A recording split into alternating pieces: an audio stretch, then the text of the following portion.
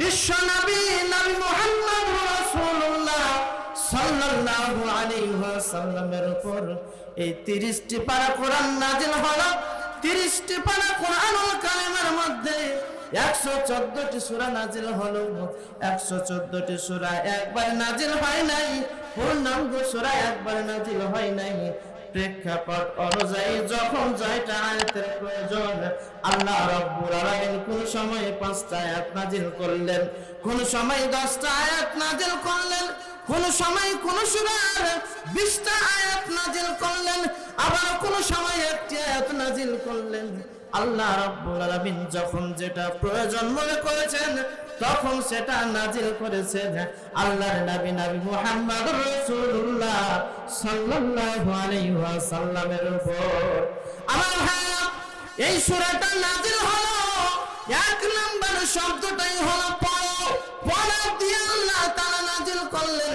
আমার ভাইরা, পবিত্র মাহে রমজান মাস যখন আসে তখন আপনি আমি রমজান মাসের সিয়াম পালন করার জন্য প্রস্তুতি গ্রহণ করি। আমার ভাইরা, আল্লাহ রাব্বুল আলামিন বলছেন শুনো, ইয়া আইয়ুহাল্লাযীনা আমানু কুতিবা আলাইকুমুস সিয়াম কামা কুতিবা আলাল্লাযীনা মিন ক্বাবলিকুম লাআল্লাকুম তাত্তাকুন।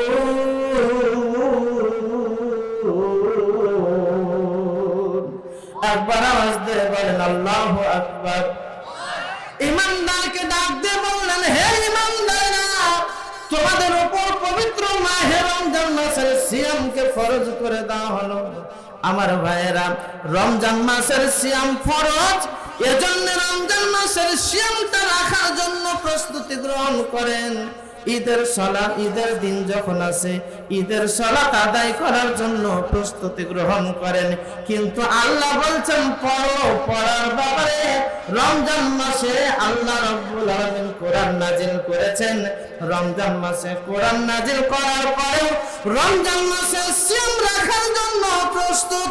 কিন্তু আজ পর্যন্ত কেউ বলে না, হুজুর আপনি হলেন আমার মসজিদের সম্মানিত ইমাম সাহেব, আপনি হলেন আমার মাদ্রাসার সম্মানিত শিক্ষক। আল্লাহ যে আল্লাহ কোরআন নাযিল করে বলে দিয়েছেন রমজান মাসের সিয়াম ফরজ, ওই আল্লাহ রাব্বুল আলামিন কোরআন পড়ার কথা বলেছে। হুজুর আমি রমজান মাসে যেমন সিয়াম পালন করব, অপর দিক দিয়ে কোরআন তেলাওয়াত করব, কোরআন পড়া শিখব। এবছরে এ মাসে আমাকে শুদ্ধ তেলাওয়াত আপনি শেখায় দিবেন। একটু বলেন তো, কথা কেউ বলে নাকি? কেউ বলে না। অথচ আল্লাহ বলেন কি, পড়া দিয়ে নাযিল করলেন। পড়া শব্দটা দিয়ে, এই শব্দ দিয়ে 30 পারা কোরআনের প্রথমকার শব্দ হলো ইকরা, কি পড়ো, আল্লাহর কথা। আমার ভাইরা, আল্লাহ নবী বললেন শোনো, এই আয়াতের তাফসীর করতে গিয়ে বিশ্বনবী বললেন খায়রুকুম মান তাআল্লামাল কুরআনা ওয়া আল্লামা। ও तमाम পৃথিবীর মানুষ, তোমরা শোনো রে, আকাশের নিচে জমিনের উপরে সবচাইতে দামি মানুষ হলো তারা, সবচাইতে ভালো মানুষ হলো তারা, সবচাইতে মূল্যবান মানুষ হলো তারা, সবচাইতে শ্রেষ্ঠ মানুষ হলো তারাই যারা আল্লাহর কোরআন নিজে শিখে আর অপরকে শিক্ষা দেয়। কথা কার? কথা কার? নবী মুহাম্মদুর রাসূলুল্লাহ সাল্লাল্লাহু আলাইহি ওয়াসাল্লামের কথা। আর আজকে সারা বিশ্বে এবং সারা বাংলাদেশে সবচাইতে নির্যাতিত, নিষ্পেষিত, নিগৃহীত এবং মূল্যহীন মানুষ হচ্ছে তারাই যারা আল্লাহর কোরআন নিজে শিখে আর অপরকে শিক্ষা দেয়। আওয়াজ দিয়ে কথা বলতে হবে, কথা ঠিক না বেঠি? নবী বলছে সবচাইতে দামি মানুষ হলো তারা যারা শিখে আর শিক্ষা দেয়। আর আজকে সবচাইতে নির্যাতিত এবং মূল্যহীন হলো মানুষ তারা যার ভিতরে আল্লাহর কোরআন আছে, যে শিখে আর অপরকে শিক্ষা দেয়। আমার ভাষাটা বুঝে থাকলে একটা আওয়াজ দিয়ে কথা বলতে হবে, কথা ঠিক না বেঠি? আমার ভাইরা, শুধু এখান থেকে শেষ না। আল্লাহ নবী বললেন শোনো, तमाम পৃথিবীর মানুষকে দিয়ে বললেন, ওহে তামাম পৃথিবীর মানুষ তোমরা শুনো রে, সারা বিশ্বে যত সাহিত্যিক আছে আজ পর্যন্ত কোন সাহিত্যিক কোন সাহিত্যে বলতে পারলো না আমি একটা বই লিখলাম, এই বইটা আমি লিপিবদ্ধ করলাম, বইয়ের প্রথম পাতা থেকে শেষ পাতা পর্যন্ত যে ব্যক্তি বইটা সম্পূর্ণটা শেষ করবে, শুধু এখান থেকে শেষ নাই, আমার বইটা সারা জীবন ভর যে ব্যক্তি পড়তে থাকবে, আমার বই পড়ার কারণে আর জীবনে সারা জীবনে একটা নেকি তাকে দেওয়া হবে। কেউ বলতে পেরেছে নাকি? কেউ বলতে পারে নাই।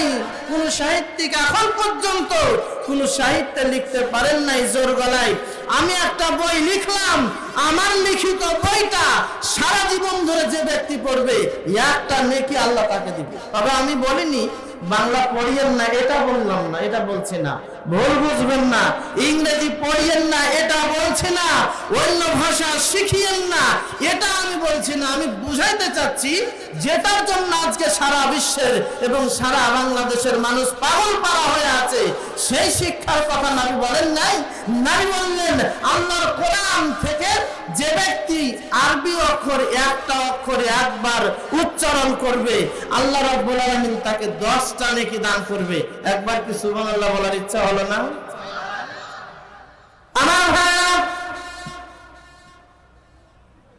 কেন এত দাম বেড়ে গেল? একটা অক্ষর যদি আপনি একবার পড়েন আল্লাহ রাব্বুল আলামিন 10টা নেকি দান করে। কেন এত দাম বেড়ে গেল আমার ভাইয়েরা? আল্লাহর নবী বলেছেন শোনো, উহিব্বুল আরব আলি সালাসা, 3টা কারণে আমি আরবিকে বেশি মোহাব্বত করি, ভালোবাসি। আল্লাহর নবী নিজের দিকে ইশারা করে বললেন ফাইন্না আরাবিয়ুন, ও দেখো দেখো আমি হলাম আরবি। আল্লাহর নবী দ্বিতীয় শব্দ বললেন ওয়াল কুরআন আরাবিয়ুন, আল্লাহর কোরআনের ভাষা আরবি। আল্লাহর কোরআনের ভাষা আরবি মানে আল্লাহর ভাষা আরবি। ঠিক কিনা বলেন? এক নাম্বার নবী নিজের দিকে ইশারা করে বললেন ফাইন্নী আরাবিয়ুন, আমি হলাম আরবি। ওয়াল কুরআন আরাবিয়ুন, কোরআনের ভাষা হলো আরবি। ওয়ালিসানু আহলিল জান্নাতি আরাবিয়ুন, এবং জান্নাতীদের ভাষাও হলো আরবি। আমার ভাইরা আমরা যারা এখানে বসে আছি একটা জান্নাতি না জাহান্নামী? কি ব্যাপার? আমার ভাষা কি বুঝতে পারেন না আপনারা? আপনারা জান্নাতি না জাহান্নামী? হ্যাঁ জান্নাতি, নামাজ পড়ি আর না পড়ি জান্নাতি পড়ি। হ্যাঁ ওই এটার জন্য মনে হয় বলছিলেন না যে নামাজ তো পড়ি না জান্নাতি বলে এখন কেমন করে বলবো?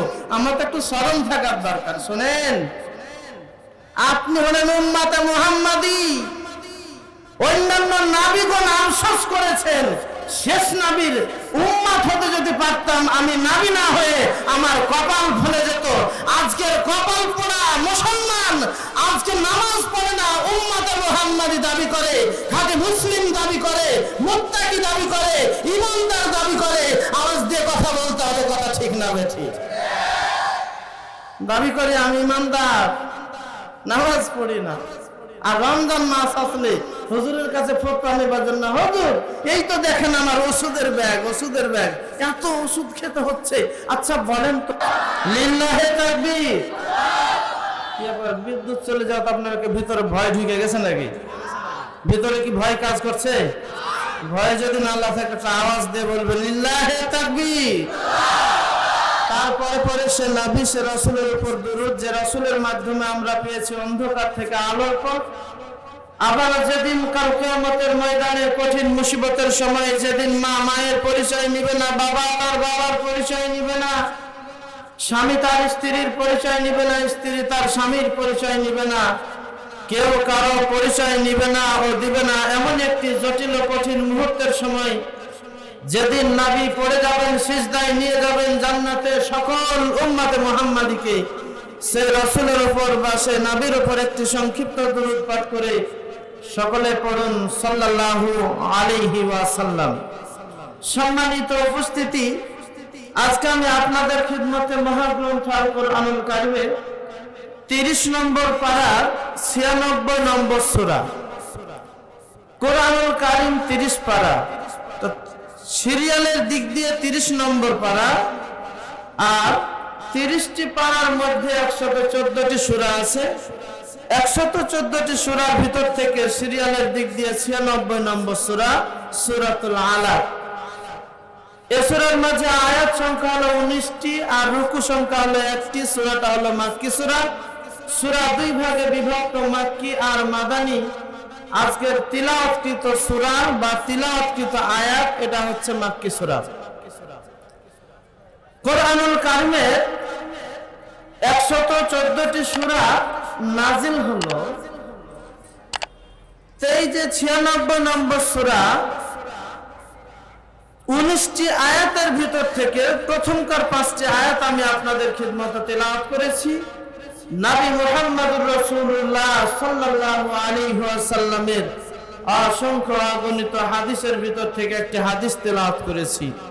একটি হাদিস আর 5টি আয়াতকে সামনে রেখেই আজকের আমার আলোচনা শেষ করব ইনশাআল্লাহ। ওমা তাওফীকি ইল্লা বিল্লাহ, সুবহানাকা লা ইলমা লানা ইল্লা মা আল্লামতানা। একটু আওয়াজ দিয়ে সকলে পড়ুন আল্লাহুম্মা আমিন। আজকে আমি যে আয়াতটি তেলাওয়াত করেছি কোরআনুল কারীমের 114টি সূরার ভিতরে সর্বপ্রথম যে 5টি আয়াত, প্রথমকার যেটা কথা নাজিল হয়েছে সেই সূরা নিয়ে সে কথাটাই আমি আজকে আপনাদের সামনে কিছু সময় বলবো ইনশাআল্লাহ। আল্লাহ রাব্বুল আলামিন সর্বপ্রথম যে শব্দ নাজিল করেছে সেই শব্দটা হচ্ছে ইকরা। ইকরা মানে হলো তুমি পড়ো। কাকে বললেন? নবী মুহাম্মদুর রাসূলুল্লাহ সাল্লাল্লাহু আলাইহি ওয়াসাল্লামকে। আজকে আমি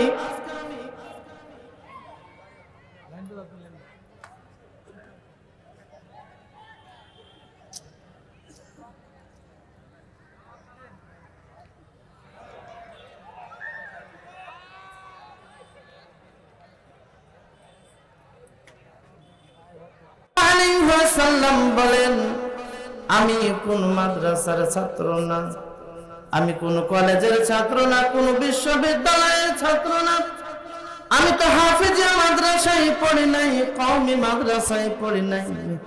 অতএব আমি এই সূরা বা আমি কিছু পড়তে জানি না, কিছুই পড়তে পারবো না। হযরত জিবরাইল আলাইহিস সালাম বুকের সাথে জড়ায় ধরলেন, এত জোরে চাপ দিয়ে ধরলেন, এরপরে ছেড়ে দিলেন। ছাড়ার পর বললেন, ইকরা, আপনি পড়ুন অথবা তুমি পড়ো। আল্লাহর নবী আবার বললেন, না আমি পড়তে পারবো না। তার মানে হলো যে জিনিসটা আমি জানি না সে জিনিসটা বলতে পারবো না। আমার ভাইরা, আপনারা কি কিছু বলতে বললে আপনি বলবেন আমি জানি না, না জানা থাকলে জানি না বলবেন। এটাই সত্য কথা বলেন, ঠিক না বেঠিক? যেটা আমি জানি না সেটা বলতে পারবো না। আল্লাহর নবী আবার বললেন, আমি জানি না, আমি বলতে পারবো না। জিবরাইল আলাইহিস সালাম আবার বুকের সাথে চাপায় ধরলেন। আল্লাহর নবী বললেন, শুনো, আমি এত অনুভব করছিলাম আমাকে তো জোরে চাপ দেওয়া হয়েছে, মনে হয় আমি আর এই দুনিয়াতে থাকবো, এটা এমনটা আমার মনে হয় নাই। তার মানে হলো আমার জীবন মনে হচ্ছে যাই যাই অবস্থা, মরার মতো অবস্থা হয়ে গেল। এত জোরে চাপ দিয়েছেন আল্লাহর নবী, তারপর বলছে আমি জানি না। আল্লাহ রাব্বুল আলামিন এবার আয়াত নাযিল করে জানাতে বললেন, ইকরা বিসমি রাব্বিকাল্লাযী খালাক, খালাকাল ইনসানা মিন আলাক। আমার ভাইরা, আয়াত নাযিল হয়ে গেল। আল্লাহর নবী, বিশ্ব নবী, নবী মুহাম্মদ রাসূলুল্লাহ সাল্লাল্লাহু আলাইহি ওয়াসাল্লামের উপর এই 30টি পারা কোরআন নাযিল হলো। 30টি পারা কোরআনুল কারীমের মধ্যে 114টি সূরা নাযিল হলো। 114টি সূরা একবার নাযিল হয় নাই, পূর্ণাঙ্গ সূরা একবার নাযিল হয় নাই। প্রেক্ষাপট অনুযায়ী যখন যেটা আয়াতের প্রয়োজন, আল্লাহ রাব্বুল আলামিন কোন সময় 5টা আয়াত নাযিল করলেন, কোন সময় 10টা আয়াত নাযিল করলেন, কোন সময় কোন সূরার 20টা আয়াত নাজিল করলেন, আবার কোন সময় একটি আয়াত নাজিল করলেন। আল্লাহ রাব্বুল আলামিন যখন যেটা প্রয়োজন মনে করেছেন তখন সেটা নাজিল করেছেন আল্লাহর নবী মুহাম্মদুর রাসূলুল্লাহ সাল্লাল্লাহু আলাইহি ওয়াসাল্লামের উপর। আমার ভাইরা, এই সূরাটা নাজিল হলো, এক নাম্বার শব্দটাই হলো পড়ো। পড়া দিয়ে আল্লাহ তাআলা নাজিল করলেন। আমার ভাইরা, পবিত্র মাহে রমজান মাস যখন আসে তখন আপনি আমি রমজান মাসের সিয়াম পালন করার জন্য প্রস্তুতি গ্রহণ করি। আমার ভাইরা, আল্লাহ রাব্বুল আলামিন বলছেন, শুনো, ইয়া আইয়ুহাল্লাযীনা আমানু কুতিবা আলাইকুমুস সিয়াম কামা কুতিবা আলাল্লাযীনা মিন ক্বাবলিকুম লাআল্লাকুম তাত্তাকুন।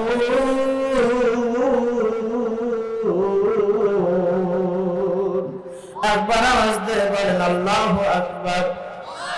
ঈমানদারকে ডাক দিয়ে বললেন, হে ঈমানদাররা, তোমাদের উপর পবিত্র মাহে রমজান মাসের সিয়ামকে ফরজ করে দেওয়া হলো। আমার ভাইয়েরা, রমজান মাসের সিয়াম ফরজ, এজন্য রমজান মাসের সিয়ামটা রাখার জন্য প্রস্তুতি গ্রহণ করেন। ঈদের সালাত, ঈদের দিন যখন আসে ঈদের সালাত আদায় করার জন্য প্রস্তুতি গ্রহণ করেন। কিন্তু আল্লাহ বলছেন পড়ো। পড়ার ব্যাপারে রমজান মাসে আল্লাহ রাব্বুল আলামিন কোরআন নাজিল করেছেন। রমজান মাসে কোরআন নাজিল করার পরেও রমজান মাসে সিয়াম রাখার জন্য প্রস্তুত। কিন্তু আজ পর্যন্ত কেউ বলে না, হুজুর আপনি হলেন আমার মসজিদের সম্মানিত ইমাম সাহেব, আপনি হলেন আমার মাদ্রাসার সম্মানিত শিক্ষক। আল্লাহ কোরআন নাজিল করে বলে দিয়েছেন রমজান মাসের সিয়াম ফরজ, ওই আল্লাহ রাব্বুল আলামিন কোরআন পড়ার কথা বলেছে। হুজুর, আমি রমজান মাসে যেমন সিয়াম পালন করব, অপর দিক দিয়ে কোরআন তেলাওয়াত করব, কোরআন পড়া শিখব। এবছরে এই মাসে আমাকে শুদ্ধ তেলাওয়াতটা আপনি শেখায় দিবেন। একটু বলেন তো, কথা কেউ বলে নাকি? কেউ বলে না। অথচ আল্লাহ বললেন কি? পড়া দিয়ে নাজিল করলেন। পড়া শব্দটা দিয়ে, এই শব্দ দিয়ে 30 পারা কোরআনের প্রথমকার শব্দ হলো ইকরা, কি? পড়ো। আল্লাহর কথা। আমার ভাইরা, আল্লাহর নবী বললেন, শোনো, এই আয়াতের তাফসীর করতে গিয়ে বিশ্বনবী বললেন, খায়রুকুম মান তাআল্লামাল কুরআনা ওয়া আল্লামা। ও तमाम পৃথিবীর মানুষ, তোমরা শোনো রে, আকাশের নিচে জমিনের উপরে সবচাইতে দামি মানুষ হলো তারা, সবচাইতে ভালো মানুষ হলো তারা, সবচাইতে মূল্যবান মানুষ হলো তারা, সবচাইতে শ্রেষ্ঠ মানুষ হলো তারাই যারা আল্লাহর কোরআন নিজে শিখে আর অপরকে শিক্ষা দেয়। কথা কার? কথা কার? নবী মুহাম্মদুর রাসূলুল্লাহ সাল্লাল্লাহু আলাইহি ওয়াসাল্লামের কথা। আর আজকে সারা বিশ্বে এবং সারা বাংলাদেশে সবচাইতে নির্যাতিত, নিষ্পেষিত, নিগৃহীত এবং মূল্যহীন মানুষ হচ্ছে তারাই যারা আল্লাহর কোরআন নিজে শিখে আর অপরকে শিক্ষা দেয়। আওয়াজ দিয়ে কথা বলতে হবে, কথা ঠিক না বেঠিক? নবী বলছে সবচাইতে দামি মানুষ হলো তারা যারা শিখে আর শিক্ষা দেয়। আর আজকে সবচাইতে নির্যাতিত এবং মূল্যহীন হলো মানুষ তারা যার ভিতরে আল্লাহর কোরআন আছে, যে শিখে আর অপরকে শিক্ষা দেয়। আমার ভাষাটা বুঝে থাকলে একটা আওয়াজ দিয়ে কথা বলতে হবে, কথা ঠিক না বেঠিক? আমার ভাইরা, শুধু এখান থেকে শেষ না।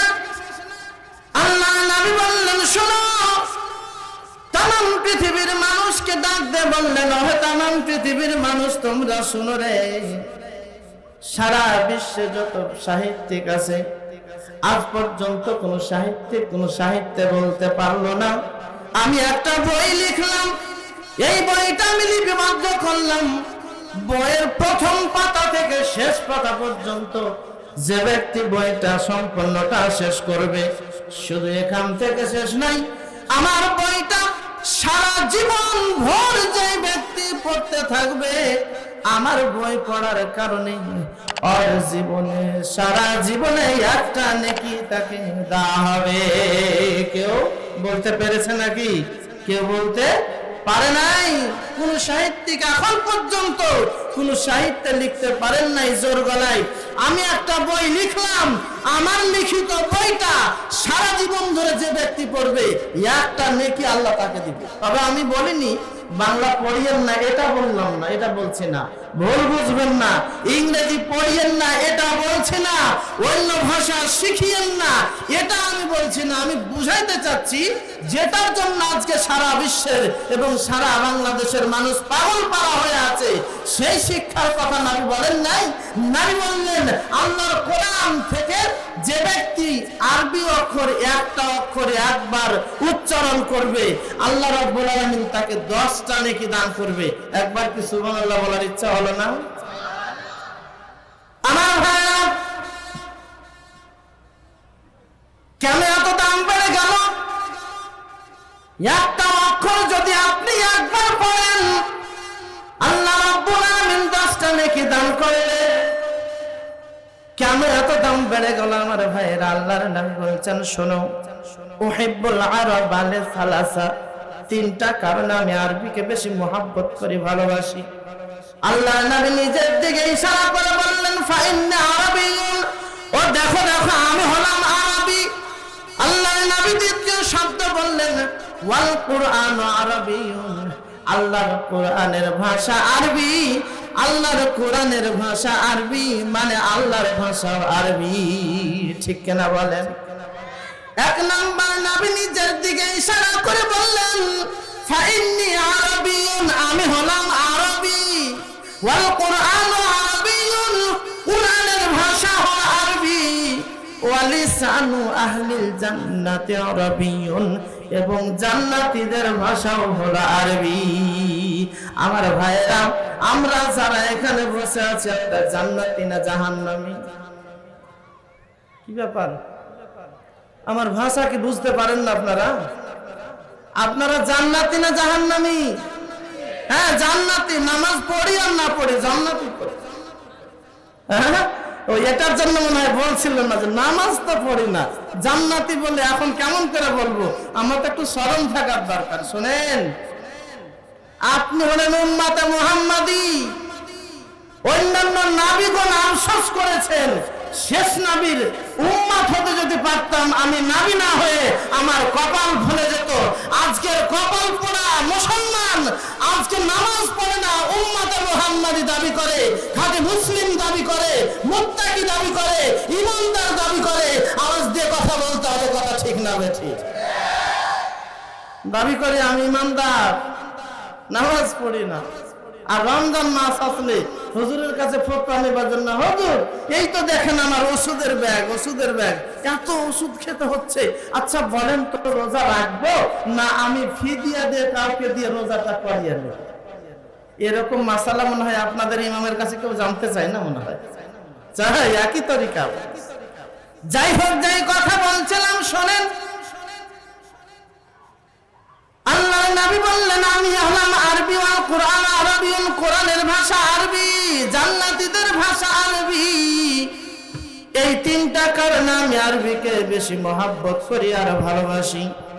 আমার ভাইরা, আজকে এই যে আন-নূর ক্যাডেট মাদ্রাসায় বলেন তো আল্লাহর কোরআন আরবি ভাষার কোরআন, আল্লাহর কোরআন বলেন শিক্ষা দেওয়া হয় কি হয় না? এজন্য আমি প্রত্যেকটা মাহফিলে বলি, প্রায় মাহফিলে বলি, একজন মানুষের 3টা জায়গা দরকার, 3টা জায়গা দরকার। জীবিত মানুষের জন্য 3টা জায়গার দরকার। 1 নাম্বার যে জায়গাটা লাগবে তার নামটাই হলো মাদ্রাসা। কেন আপনাকে মাদ্রাসা লাগবে? আমার ভাইরা লক্ষ্য করে দেখেন, একটু কান লাগায় শুনেন, মনোযোগ সহকারে শুনেন।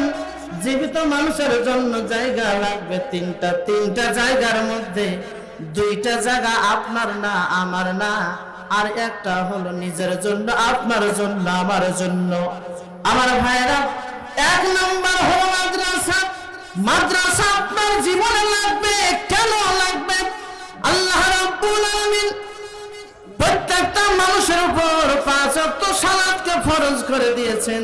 5 ওয়াক্ত সালাত এখন আযান সালাত আদায় করতে হলে, আচ্ছা বলেন তো এখন সেই সালাত সম্পর্কে জানার দরকার বলেন আছে না নাই?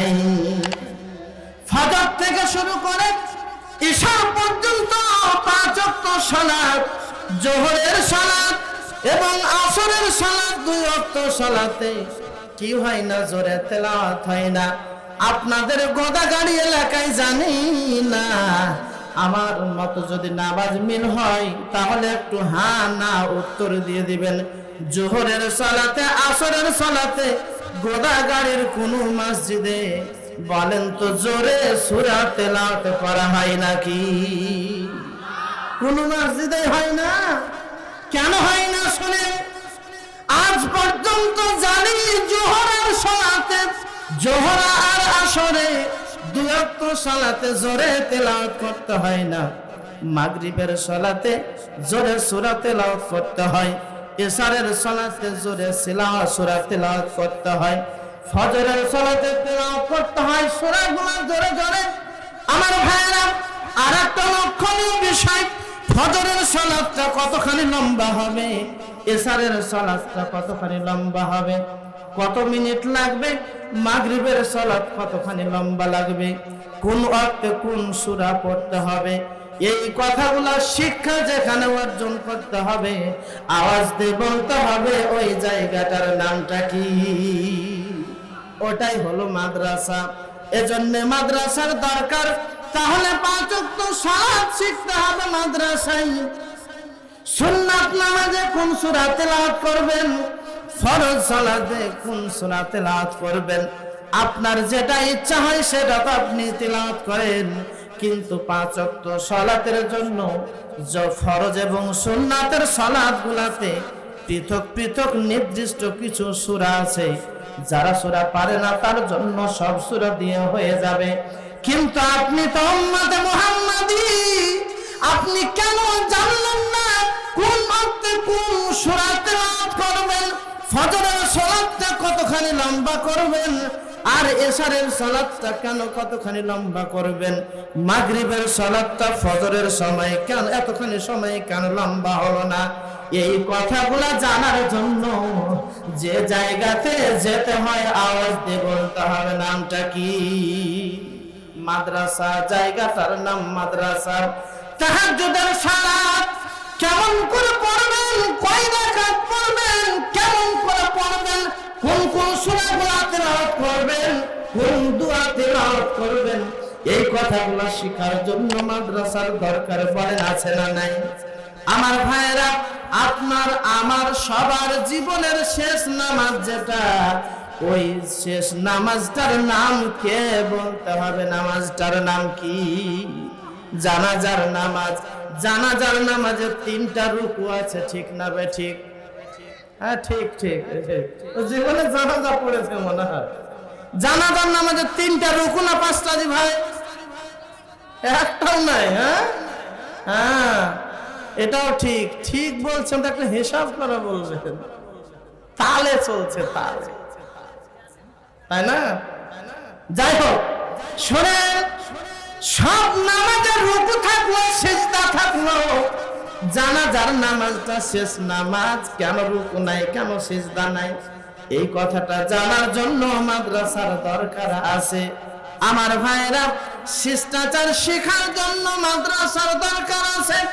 আল্লাহর নবী মুহাম্মদুর রাসূলুল্লাহ সাল্লাল্লাহু আলাইহি ওয়াসাল্লামের ঘর, যেই ঘর সেই ঘরটার নামটাই হলো মাদ্রাসা। তাই কবি সুন্দর করে বলে দিয়েছেন, মাদ্রাসা হাই বাগে জান্নাত, মাদ্রাসা হাই বাগে জান্নাত, মুআল্লিম হাই মুসলিকুল শাহাদ উসকা ইলম দিন হাই তালেবেরা বুলবুল। মাদ্রাসা জান্নাতের বাগান, মাদ্রাসা হলো নবীর ঘর। আমি বলেছিলাম 3টা জায়গার দরকার।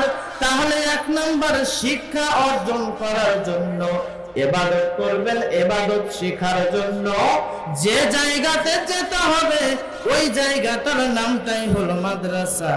আজকে মাহফিলের আয়োজন করা হয়েছে মাদ্রাসা কেন্দ্রিক, মাদ্রাসার জন্য আজকের আয়োজন আমার ভাইয়েরা। তাহলে মাদ্রাসার দরকার আছে, ছোট মানুষের দরকার, বড় মানুষের দরকার, ধনী মানুষের দরকার, গরিব মানুষের দরকার, সব ধরনের মানুষের দরকার। আওয়াজ দিয়ে বলতে হবে, আছে না নাই? তাহলে মাদ্রাসা হলো নবীর ঘর। মাদ্রাসা আপনার ঘর না, মাদ্রাসাটা হলো নবীর ঘর। 2 নাম্বার হলো বাইতুল্লাহ। মাদ্রাসা না মসজিদ হলো আল্লাহর ঘর। মসজিদের ব্যাপারে বিশ্ব নবী বললেন, শোনো, আহাব্বুল বিলাদে ইলাল্লাহি মাসাজিদুহা, আকাশের নিচে জমিনের উপরে সবচাইতে দামি জায়গা, সবচাইতে ভালো জায়গা, তার নামটাই হলো মসজিদ। কারণ হলো মসজিদটা স্বয়ং আল্লাহর ঘর, আর মাদ্রাসা হলো নবীর ঘর। আর একটা ঘর আছে, ওই ঘরটার নাম হলো কবর, ওই ঘরটার নাম হলো গোরস্থান। ওই গোরস্থানটা আপনার জন্য, কবরটা আপনার জন্য, আমার জন্য। তাহলে কবরটা নিজের জন্য, মাদ্রাসা নবীর ঘর না, মাদ্রাসা নবীর জন্য, মসজিদটা আল্লাহর ঘর। এরপরে এখন শুনেন, শিক্ষা অর্জন করলেন ইবাদত করার জন্য, ইবাদত শিখলেন, শিখার পরে যেখানে ইবাদত করতে হবে ওই ইবাদত খানার নামটাই হলো মসজিদ। ওই মসজিদটার দরকার গোদাগাড়িতে বলেন, আছে না নাই? আছে না নাই? আছে। তাহলে আমি বলেছিলাম 3টা জায়গার দরকার। 1 নাম্বার ছিল মসজিদ। তা মাদ্রাসা, মাদ্রাসা কেন দরকার? শিক্ষা অর্জন করার জন্য। এ ভাই শোনেন, আল্লাহর কোরআন নাজিল করেছেন, এই কোরআনুল কারীমটা শুদ্ধভাবে তিলাওয়াত করার জন্য যে জায়গাতে যাওয়া লাগবে, এই কোরআনুল কারীমের 114টা সূরা শেখার জন্য যেখানে যাওয়া লাগবে তার নামটাই হলো মাদ্রাসা। এই কোরআন শিখতে হবে। কোরআন যার ভিতরে নাই, বিশ্ব নবী বললেন একটা উজাড় ঘর, একটা খালি ঘর। আপনারা কি আছেন? এখানে আছেন তো? লিল্লাহে তাকবীর। পিছনের গলা কি গোরস্থানে আছে নাকি? হ্যাঁ, গোরস্থানে নেই। তারা জিন্দা না মুর্দা? আওয়াজ টাওয়াজ কিছু পাই না এখানে? না বক্তা পছন্দ হয়নি? যদি বক্তা পছন্দ হয়ে থাকে আর শয়তান যদি এখান থেকে দূর করার জন্য ইচ্ছা থাকে আপনাদের, তাহলে আওয়াজ দেবেন না। একটা হাদিস শুনেন, আল্লাহ নবী বলছে, যে ব্যক্তি আল্লাহু আকবার এই আওয়াজটা দিবে, আল্লাহু আকবার আওয়াজ দেওয়ার কারণে এই শব্দের আওয়াজ যত দূর যাবে তত দূর পর্যন্ত শয়তান পালাবে। এমনি পালাবে না, পিছন দিক দিয়ে বাতাস ছাড়বে আর পালাবে। আমরা কি চাই এই প্যান্ডেল থেকে বা গোদাগাড়ি থেকে শয়তান দূর হয়ে চলে যাক? এটাকে আমরা চাই না? চাই না। যদি চান তো আমি একটু বুঝতে পারবো আপনাদের আওয়াজ। লিল্লাহে তাকবীর। হচ্ছে না, আর শয়তান খুশি হবে, বলছি এ দুর্বল যুবকের দরকার। এ দুর্বল যুবকেরা আস্তে করে আওয়াজ দেবে, এদের জোরে আওয়াজও হবে না, আমাকে দূরে যাওয়াও লাগবে না, খুশি হবে। এ ভাই শোনেন, আপনারা যদি দুর্বল না হন, আওয়াজ দিয়ে বলেন মারতে মুজাহিদ, এর আর কোনো সমস্যা নেই, বিপদও নাই। লিল্লাহে তাকবীর, লিল্লাহে তাকবীর, লিল্লাহে তাকবীর, লিল্লাহে তাকবীর। আপনারা আছেন? আছেন তো? হ্যাঁ, একটু মনোযোগে দেখি। আমার ভাইরা, বিশ্ব নবী যে বললেন, শোনো, আমি 3টা কারণে আরবিকে মহব্বত করি। ওই 3টা কারণে আল্লাহর নবী মহব্বত করেন আল্লাহর কোরআনকে। আর আল্লাহর কোরআন শিখার জন্য মাদ্রাসা, আজকের ডাকটাও হলো মাদ্রাসার। আমার ভাইরা, তার কারণ হলো আল্লাহর কোরআন এমন একটা জিনিস। এ ভাই আরেকটা কথা শুনেন, মাদ্রাসায় যখন ছাত্র ছাত্রী ভর্তি করতে কোনো গার্জেন নিয়ে আসে, নিয়ে আসার পরে বলেন, বাবা, মাদ্রাসার শিক্ষককে বলে, হুজুর আপনাকে দিলাম, আমার ছেলেটা একটা মানুষের মতো মানুষ করে দিবেন। বলে কি বলে না? বলে না? বলে না? তাহলে বলেন তো যেটা নিয়ে আসছে এটা কি মানুষের বাচ্চা না? মানুষের বাচ্চা নিয়ে আসছে, বলছে এটা কি মানুষের মতো মানুষ করে। গরুর বাচ্চাকে কেউ বলে না এটা গরুর বাচ্চার মতো গরুর মতো গরু করিয়ে না। ছাগলের বাচ্চার গলা ধরে আজ পর্যন্ত কেউ বলল না এইটা ছাগলটাকে ছাগলের মতন করে বড় করে, কিন্তু মানুষের বাচ্চা ধরে নিয়ে আসার পর বলছে এটাকে মানুষের মতো মানুষ তৈরি করেন। কথা বলেন ঠিক না বেঠিক? তার মানে হলো এখন আছে কি মানুষ না, মানুষ নামে মানুষ, কিন্তু এখন পর্যন্ত হালাল হারাম জায়েজ না জায়েজ ভালো মন্দ কোনটাই বুঝে না। একে এমন ভাবে বুঝান এর ভিতরে যেন কি আল্লাহর কোরআন নবীর হাদিস ভিতরে থাকে, সেই জ্ঞানটা তার ভিতরে দিতে হবে। এই জ্ঞানটা তার ভিতরে দেওয়ার জন্যই বলে একে মানুষের মতো করে মানুষ তৈরি করার জন্য আপনাকে দিলাম, আপনি সেভাবেই তৈরি করেন। কথা বলেন ঠিক না বেঠিক? আমার ভাইরা শোনেন, তারপর অফিসে গেলেন, ওই মাদ্রাসার অফিসে যাওয়ার পর বলা লেখা থাকে শিক্ষা জাতির মেরুদণ্ড। কথা বলেন ঠিক না বেঠিক? শিক্ষা জাতির মেরুদণ্ড। এ ভাই খুব গুরুত্বপূর্ণ কথা, শিক্ষা জাতির মেরুদণ্ড। কিন্তু বলেন তো সব শিক্ষা জাতির মেরুদণ্ড নাই, এটা প্রমাণ করবো আপনাকে। আচ্ছা বলেন তো এমবিবিএস ডাক্তার শিক্ষিত না অশিক্ষিত? শিক্ষিত না অশিক্ষিত?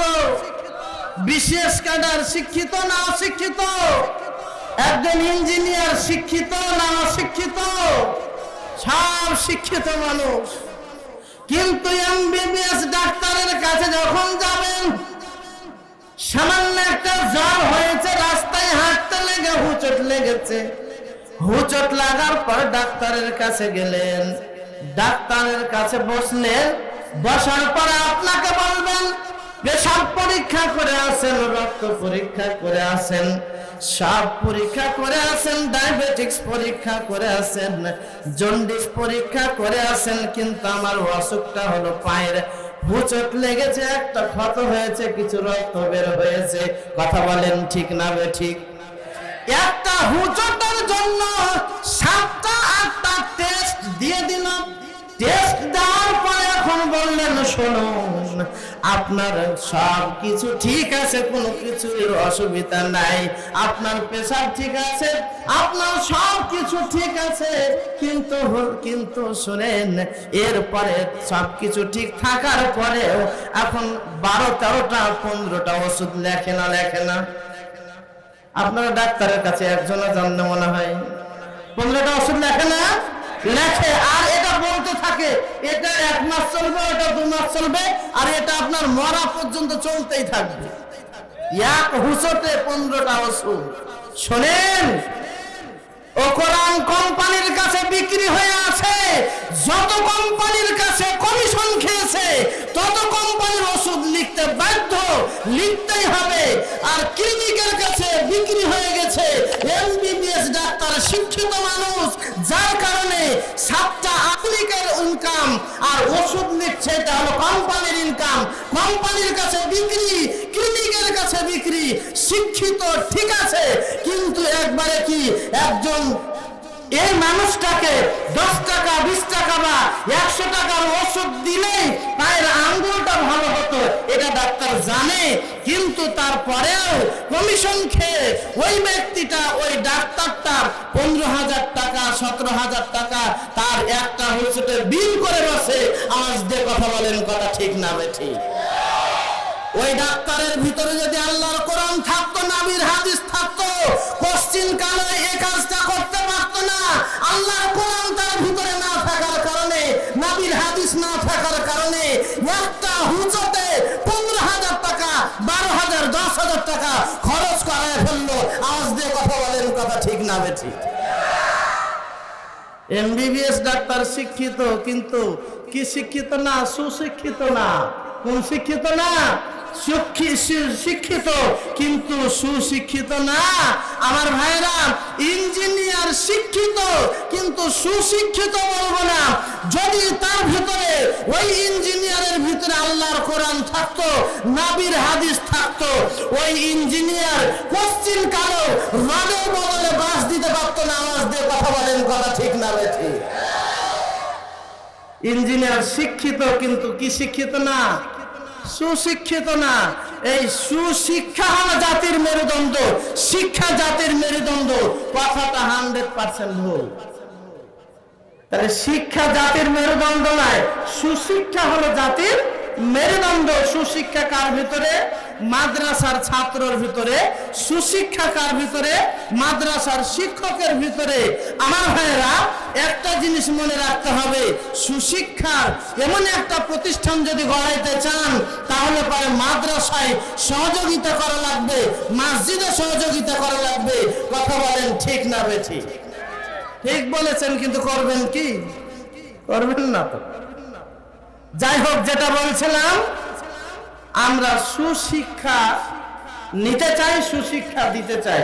কারণ সুশিক্ষা হলো জাতির মেরুদণ্ড, শিক্ষা জাতির মেরুদণ্ড না। কারণ ইঞ্জিনিয়ারের ভিতরে শিক্ষা আছে, এমবিবিএস ডাক্তারের ভিতরে শিক্ষা আছে। তবে এখানে কেউ এমবিবিএস ডাক্তার থাকলে, ইঞ্জিনিয়ার থাকলে আমার ওপর মন খারাপ করবেন না। আপনাকে দেখে আমি বলি না আপনি কিন্তু ভালো মানুষ, ঠিক না বলেন? যাই হোক, যেটা বলবো, যদি এটা আপনার ভিতরে থাকে তাহলে পরিবর্তন করেন। যেটা দরকার সেটা দিবেন, যেটা দরকার নাই সেটা দিবেন না। আমার ভাইরা, তাহলে সুশিক্ষা পাবেন কোথায়? মাদ্রাসায়। মাদ্রাসা হলো নবীর ঘর। মাদ্রাসায় কোরআন শিক্ষা দেওয়া হয়, মাদ্রাসায় হাদিস শিক্ষা দেওয়া হয়। ওই মাদ্রাসায় আজীবন যতদিন আমরা বাঁচবো ততদিন পর্যন্ত মাদ্রাসাকে ভালোবাসবো, মাদ্রাসার পরামর্শ দিব, মাদ্রাসার শিক্ষকের কাছে যাব। আমার ভাইরা, এজন্যই মাদ্রাসার দরকার। আওয়াজ দিয়ে বলেন, আছে না নাই? এখন যদি মাদ্রাসার দরকার থাকে, আমার কথাটা বুঝে থাকেন, তাহলে মাদ্রাসাকে ভালোবাসি, মসজিদকে ভালোবাসি,